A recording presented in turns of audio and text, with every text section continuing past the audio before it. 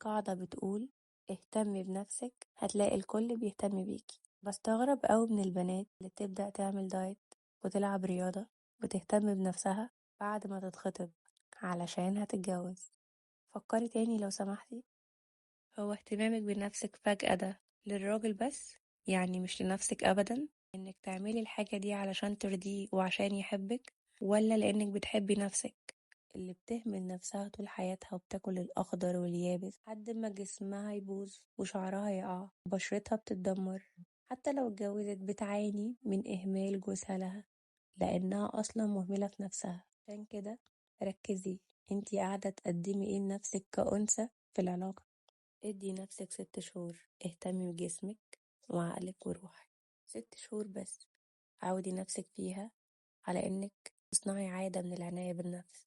الغي من حياتك الناس اللي ما بيأثروش فيكي انك تكوني نسخة احسن من نفسك. اصحي بدري ونامي بدري، خلي اكلك صحي على قد ما تقدري، اتمرني كل يوم، تلاقي نفسك بتشكرك على اللي انتي وصلتيله.